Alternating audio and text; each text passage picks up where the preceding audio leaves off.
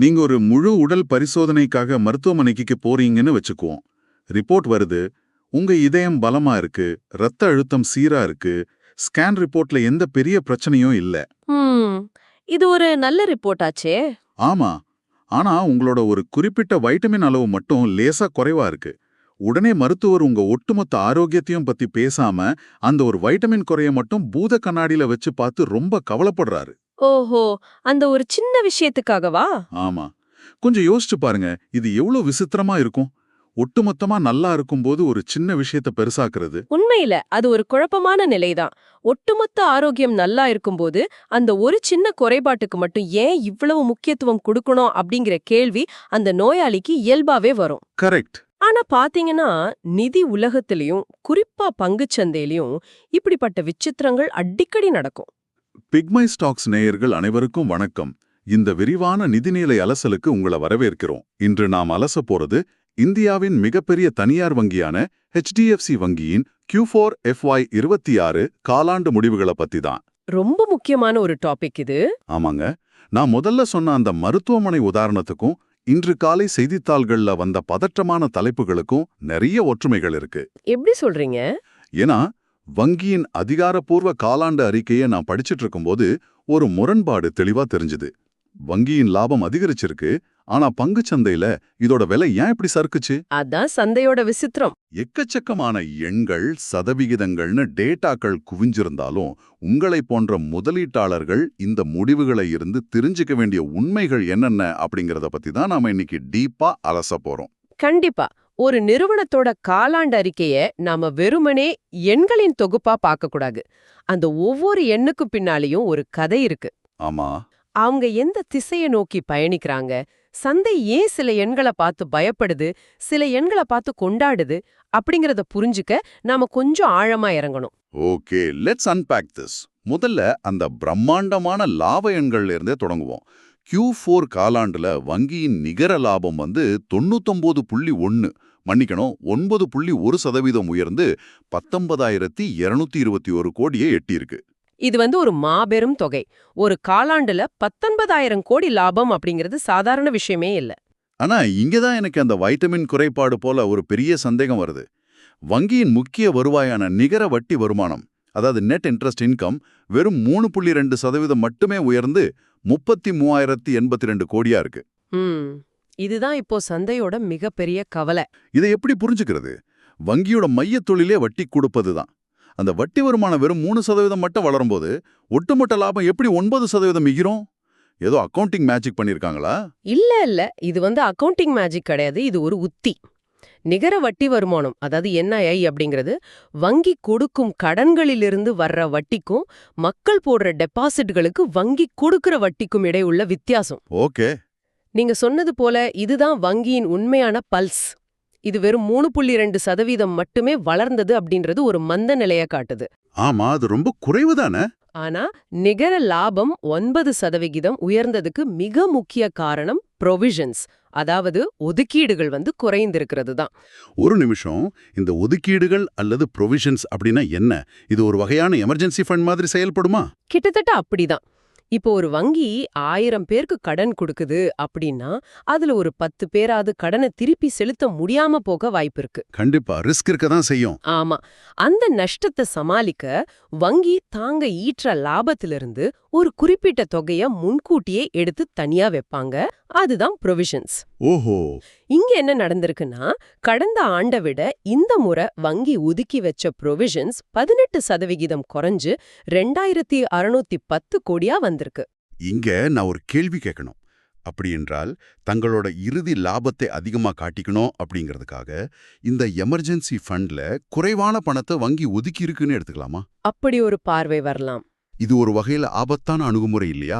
நாளைக்கு நிறைய பேர் கடனை கட்டல அப்படின்னா என்ன பண்ணுவாங்க? அது ஒரு நியாயமான பார்வைதான். ஆனா பேங்க் தன்னிச்சையா அப்படி ப்ரொவிஷன்ஸ குறைச்சிட முடியாது. அதுக்கு ரிசர்வ் பேங்கோட கடுமையான விதிமுறைகள் இருக்கு. ஓ, RBI ரூல்ஸ் இருக்கா? ஆமா. வங்கியோட பேலன்ஸ் ஷீட்ல இருக்கிற கடன்கள் தரமா இருந்தா மட்டுமே, அதாவது கடனை திருப்பி செலுத்துபவர்களின் எண்ணிக்கை அதிகமா இருந்தா மட்டுமே பேங்க் குறைவான தொகையை ஒதுக்க முடியும். புரியுது. எங்க கடன்கள் பாதுகாப்பா இருக்கு, பெரிய அளவுல வாரா கடன் வராது அப்படிங்கிற வங்கியோட அசைக்க முடியாத நம்பிக்கையை தான் இந்த 18% வீழ்ச்சி காட்டுது. செலவு குறைஞ்சதால ஆட்டோமேட்டிக்கா நிகர லாபம் உயர்ந்துடுச்சு. ஓ, இப்ப ரொம்ப தெளிவா புரியுது. அதாவது தங்களோட முந்தைய கடன்கள் நல்ல நிலையில இருக்கறதால தேவையில்லாம அதிக பணத்தை முடக்கி வைக்க வேண்டியதில்ல அப்படின்னு பேங்க் முடிவு பண்ணிருக்காங்க. எக்ஸாக்ட்லி. சரி, இந்த லாபத்தால முதலீட்டாளர்களுக்கு என்ன பயன்? முகமதிப்புல 1300% இறுதி டிவிடெண்ட் அறிவிக்கப்பட்டிருக்குன்னு செய்திகள்ல பார்த்தேன். 1300%னா கேட்கவே பிரம்மாண்டமா இருக்கே. இது எப்படி வேலை செய்யுது? இந்த 1300% அப்படிங்கிற நம்பரை பார்த்து பல புதிய முதலீட்டாளர்கள் குழம்பிடுவாங்க. ஆமா, எனக்கே கொஞ்சம் குழப்பமா தான் இருந்துச்சு. பங்குச் சந்தையில ட்ரேட் ஆகிற தற்போதைய விலைக்கு, அதாவது மார்க்கெட் பிரைஸ்க்கு இந்த டிவிடெண்ட் கிடைக்காது. ஒவ்வொரு பங்குக்கும் ஒரு முகமதிப்பு இருக்கும், அதாவது ஃபேஸ் வேல்யூ. நிறுவனம் ஆரம்பிக்கப்படும் போது அந்த பங்கின் அடிப்படை மதிப்பு என்னவா நிர்ணயிக்கப்பட்டதோ அதுதான் முகமதிப்பு. ஓகே. HDFC வங்கியின் ஒரு பங்கின் முகமதிப்பு வெறும் ₹1 தான். அப்படி என்றால் அந்த ₹1 1300% அப்படின்னு கணக்கிட்டால் ஒரு பங்குக்கு ₹13 கிடைக்கும், அப்படிதானே? ஆமாம், சரியா சொன்னீங்க. ஒரு பங்குக்கு ₹13 கிடைக்கும். ஏற்கனவே ஆகஸ்ட் மாசம் ஒரு சிறப்பு இடைக்கால டிவிடெண்டா ₹2.5 வழங்கின நிலையில இந்த நிதியாண்டின் மொத்த டிவிடெண்ட் ₹15.50 உயர்ந்திருக்கு. ஓ, இது ஒரு நல்ல கேஷ் ஃப்ளோ தானே? கண்டிப்பா. இதற்கான ரெக்கார்ட் தேதி ஜூன் 19, 2026ன்னு அறிவிச்சிருக்காங்க. இந்த தேதிக்கு முன்பாக பங்குகளை வாங்குனவங்களோட பேங்க் அக்கவுண்ட்ல நேரடியா இந்த பணம் சேரும். லாபத்துல ஒரு பகுதிய முதலீடாளர்களுக்கு கொடுக்கறது வங்கியோட ஆரோக்கியத்தை காட்டுது. சரி, நாம மீண்டும் அந்த ப்ரொவிஷன்ஸ் விஷயத்துக்கே வருவோம். சொல்லுங்க. நீங்க சொன்ன லாஜிக் படி பார்த்தா வங்கியின் ஒதுக்கீடுகள் குறைஞ்சிருக்கு அப்படின்னா வங்கிக்கு வர வேண்டிய கடன்கள் சரியா வருதுன்னு அர்த்தம். ஆமா.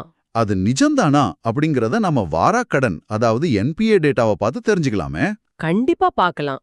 வங்கியோட ஆரோக்கியத்தை அளவிடும் மிக முக்கியமான அளவுகோல் இந்த நான் பெர்ஃபார்மிங் அசெட்ஸ், அதாவது NPA தான்.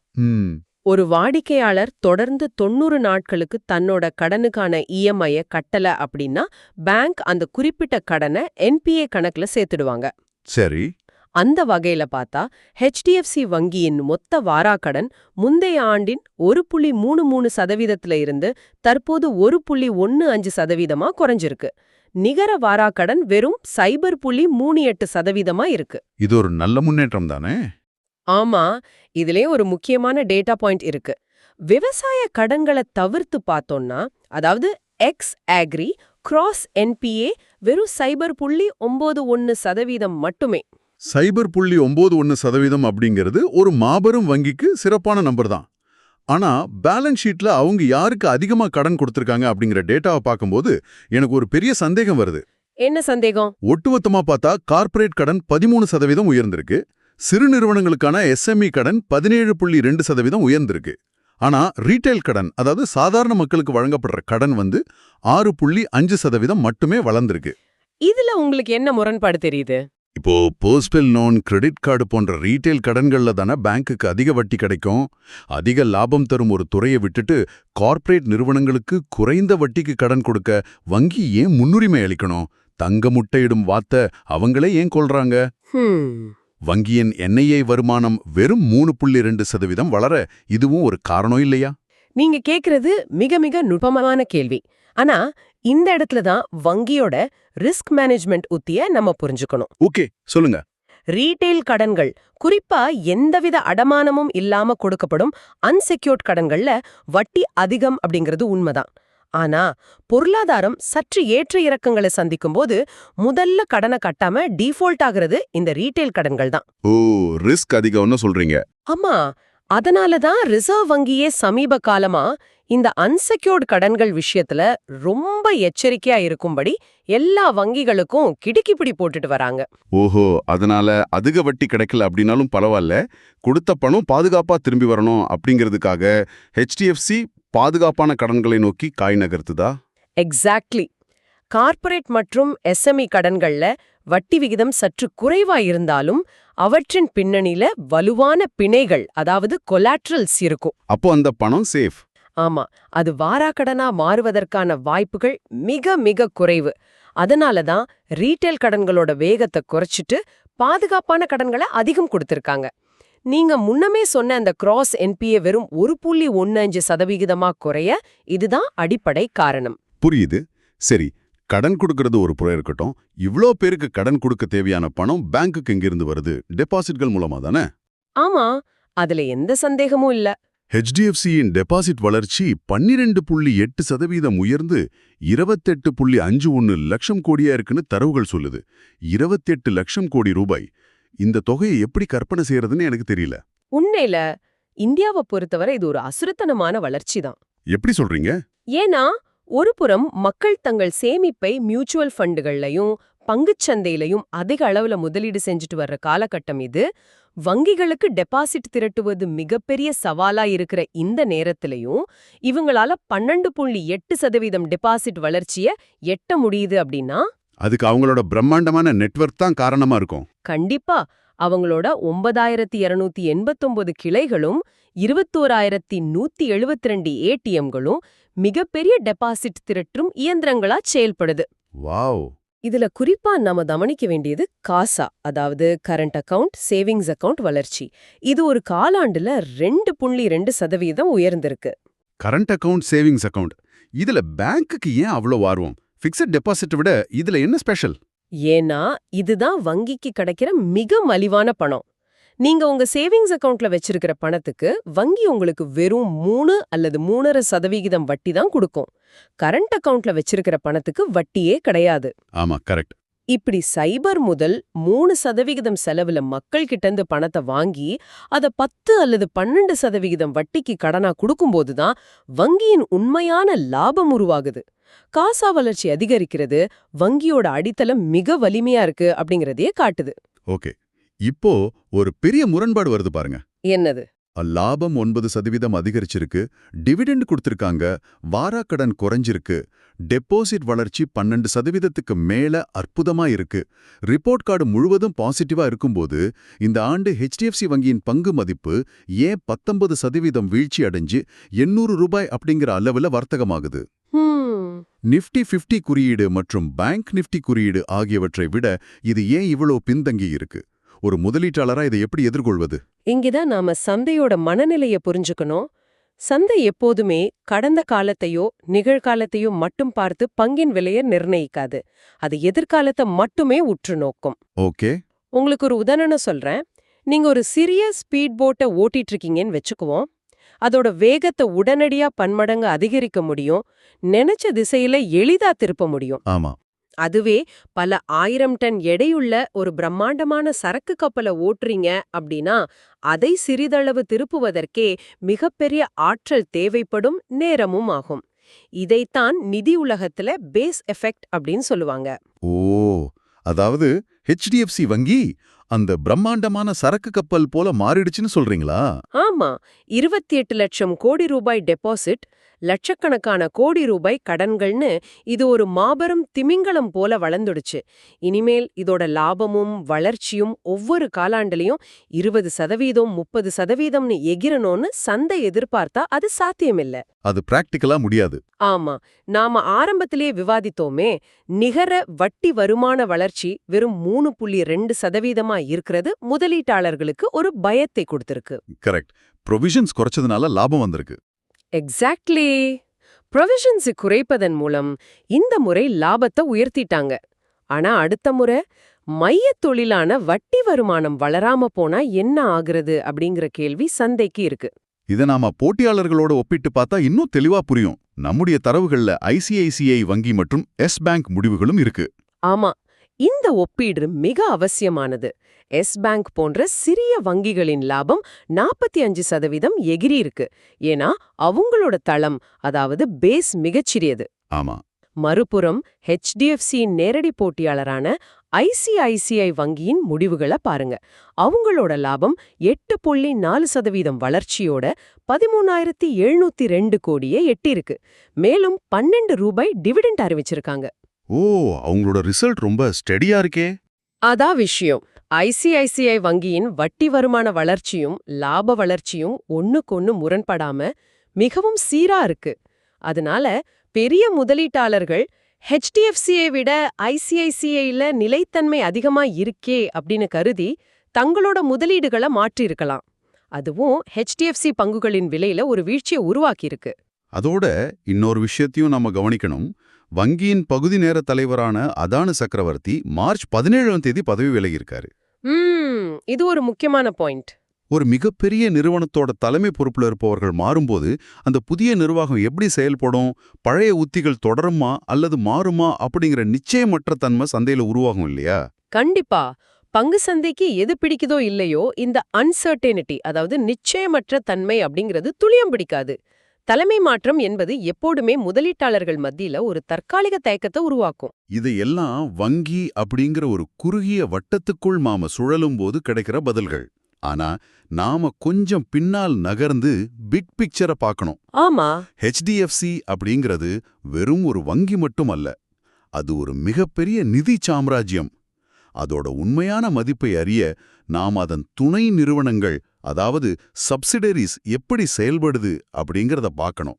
அந்த டேட்டாவை உற்று நோக்கினா வங்கியின் எதிர்காலம் பற்றிய பயம் தேவையில்லாதது அப்படின்னு தோணுது. நீங்க தொட்டிருக்கிறது மிக மிக முக்கியமான இடம். இத நிதி உலகத்துல த ஹிடன் வேல்யூ அல்லது sum of the parts valuation அப்படின்னு சொல்வாங்க. ஓகே, அதாவது ஒரு வங்கியின் மதிப்பை வெறும் வட்டி வருமானத்தை வச்சு மட்டும் கணக்கிடக்கூடாது. அதன் கிளை நிறுவனங்கள் எவ்வளவு லாபம் ஈட்டுது அப்படிங்கறதையும் சேர்த்து கணக்கிடணும். HDFC ஃபைனான்ஷியல் சர்வீசஸோட லாபம் 41% உயர்ந்திருக்கு. இது சாதாரண விஷயம் இல்ல. இந்த நிறுவனத்துல HDFC வங்கிக்கு 74% பங்கு இருக்கு. ஆமா, இது வங்கிக்கு கீழே இயங்கும் ஒரு NBFC. இவங்களோட கடன் புத்தகம் சுமார் 10.9% வளர்ந்திருக்கு. அதே போல HDFC AMC பாருங்க. ஆமா, HDFC AMC, அதாவது அவங்களோட மியூச்சுவல் ஃபண்ட் நிறுவனத்தின் செயல்பாட்டு லாபம் 16% உயர்ந்திருக்கு. இதுல வங்கிக்கு 52% பங்கு இருக்கு. இந்தியர்கள் இப்போதான் பெரிய அளவுல மியூச்சுவல் ஃபண்டுகள்ல முதலீடு செய்ய ஆரம்பிச்சிருக்காங்க. HDFC AMC சுமார் 16.7 மில்லியன் தனித்துவமான முதலீட்டாளர்களை வச்சிருக்கு. இது மிகப்பெரிய நம்பர். மக்கள் தங்கள் சேமிப்பை வங்கியில ஃபிக்ஸட் டெபாசிட்டா போடுறத குறைச்சிட்டு மியூச்சுவல் ஃபண்ட்ல போடுறாங்க. அப்படி பார்த்தா HDFC வங்கிக்கு வர வேண்டிய பணம் HDFC AMCக்கு போகுது. ஆக பணம் அதே குடும்பத்துக்குள்ளதான சுழலுது. கரெக்ட். இது தவிர HDFC லைஃப் இன்சூரன்ஸ் மற்றும் HDFC செக்யூரிட்டிஸ் ஆகியவற்றின் லாபமும் சிறப்பாவே இருக்கு. HDFC செக்யூரிட்டிஸ் லாபம் 6.8% உயர்ந்திருக்கு. நீங்க சொல்றது 100க்கு 100 சரி. இதை நீங்க ஒரு வாடிக்கையாளரின் பார்வையில இருந்து கற்பனை செஞ்சு பாருங்க. சொல்லுங்க. ஒரு நபர் வங்கி கணக்கு தொடங்க HDFC கிளைக்கு போறாரு. அங்க உள்ள மேலாளர் அவரிடம், சார், உங்க பணத்தை சும்மா கணக்குல வைத்திருக்க வேண்டாம், HDFC மியூச்சுவல் ஃபண்ட்ல முதலீடு செய்யுங்க அப்படின்னு சொல்றாரு. ஓகே. செக்யூரிட்டிஸ்ல ஒரு டிமேட் அக்கவுண்ட் ஓபன் பண்ணலாமே அப்படின்னு சொல்றாரு. ஆக அந்த நபர் உள்ளே வரும்போது ஒரு சாதாரண வங்கி வாடிக்கையாளரா வர்றாரு. ஆனா வெளியே செல்லும்போது இன்சூரன்ஸ், மியூச்சுவல் ஃபண்ட், டிமேட் என அந்த நிறுவனத்தோட ஒட்டுமொத்த பொருட்களையும் வாங்கிய ஒரு நுகர்வோரா மாறுறாரு. சரியா பிடிச்சிங்க. இதத்தான் கிராஸ் செல்லிங் அப்படின்னு சொல்லுவாங்க. வங்கியின் சொந்த வட்டி வருமானம் 3.2% தான் வளர்ந்ததுன்னு சந்தை கவலைப்பட்டாலும், இந்த துணை நிறுவனங்கள் தான் HDFCயின் எதிர்கால வளர்ச்சிக்கான மறைமுக இயந்திரங்கள். இது ரொம்ப உண்மையான ஒரு பாயிண்ட். மக்கள் தற்போதெல்லாம் ஒற்றை சாளர முறையில, அதாவது சிங்கிள் விண்டோ சிஸ்டம்ல அனைத்து நிதி தேவைகளையும் பூர்த்தி செய்ய விரும்புறாங்க. அந்த முழுமையான ஈகோ சிஸ்டமை HDFC உருவாக்கியிருக்கு. இதையெல்லாம் கணக்குல எடுத்துக்கிட்டா தற்போதைய பங்கு விலை வீழ்ச்சி அப்படிங்கிறது ஒரு தற்காலிகமான சந்தை எதிர்வினை அப்படின்னு தான் நிதி வல்லுநர்கள் பலரும் கருதுறாங்க. இது உண்மையிலே கண் திறக்கும் ஒரு விஷயமா இருக்கு. சரி, நாம இந்த விரிவான அலசலோட இறுதி பகுதிக்கு வந்துட்டோம். ஒட்டுமொத்தமா பார்த்தா நாம இன்று பல விஷயங்களை விவாதிச்சிருக்கோம். ஆமா, சுருக்கமா சொல்லணும்னா ப்ரொவிஷன்ஸ் குறைக்கப்பட்டதால லாபம் 9.1% உயர்ந்திருக்கு. வங்கியின் அடிப்படைகள் மிகவும் ஸ்ட்ராங்கா இருக்கு. வாராக்கடன் 1.15% மிகவும் கட்டுக்குள்ள இருக்கு. 28 லட்சம் கோடி ரூபாயை தாண்டி டெபாசிட்ஸ் குவிஞ்சிருக்கு. ஆனா வட்டி வருமானத்தின் மெதுமான வளர்ச்சி மற்றும் நிர்வாக மாற்றம் ஆகியவை சந்தையில ஒரு தற்காலிக பயத்தை உருவாக்கியிருக்கு. இதுதான் முழுமையான பிக்சர். நேர்களே, உங்களுக்கான ஒரு முக்கிய சிந்தனையோட இந்த அலசலை நிறைவு செய்ய விரும்புறோம். HDFC வங்கியின் கிளைகள் இந்தியா முழுவதும் 9600 தாண்டிடுச்சு. நீங்க அடுத்த முறை ஒரு வங்கி கிளைக்குள் நுழையும் போது அந்த இடத்தை கொஞ்சம் வித்தியாசமா பாருங்க. கண்டிப்பா.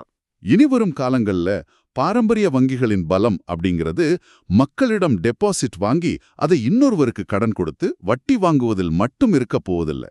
அந்த 9600 கிளைகளும் வாடிக்கையாளர்களுக்கு insurance, mutual funds, share market முதலீடுகள்னு அனைத்தையும் விற்பனை செய்யும் ஒரு பிரம்மாண்டமான கிராஸ் செல்லிங் விநியோக மையங்களா மாறிட்டு இருக்கு. ஆமா, அதுதான் எதிர்காலம். சந்தை குறுகிய கால வட்டி வருமானத்தை பார்த்து பதற்றப்படுதா அல்லது இந்த நீண்ட கால பிரம்மாண்டத்தை பார்க்க தவறிடுச்சா அப்படிங்கறத நீங்க உங்க சொந்த ஆய்வின் மூலம் முடிவு பண்ணுங்க. பிக் மை ஸ்டாக்ஸ் நேயர்களுக்கு செபி விதிமுறைப்படி ஒரு முக்கியமான கட்டாய அறிவிப்பு. நாங்க செபியில் பதிவு பெற்ற நிதி பகுப்பாய்வாளர்கள் அல்ல. இந்த ஆடியோ முழுக்க முழுக்க கல்வி மற்றும் தகவலுக்காக மட்டுமே உருவாக்கப்பட்டது. இதுல பகிரப்பட்ட செய்திகள் மற்றும் டேட்டாக்கள் எந்த ஒரு குறிப்பிட்ட பங்கை வாங்குவதற்கோ அல்லது விற்பதற்கோ கொடுக்கப்படும் பரிந்துரை அல்ல. எந்த ஒரு முதலீட்டு முடிவையும் எடுப்பதற்கு முன் தயவு செய்து உங்களின் தனிப்பட்ட நிதி ஆலோசகரை அணுகி ஆலோசனை பெறவும். எங்களுக்கு பின்னால் இருக்கும் கதையை தேடிக்கொண்டே இருங்கள். மீண்டும் ஒரு சுவாரஸ்யமான ஆழமான அலசலோடு உங்களை சந்திக்கிறோம். நன்றி, வணக்கம்.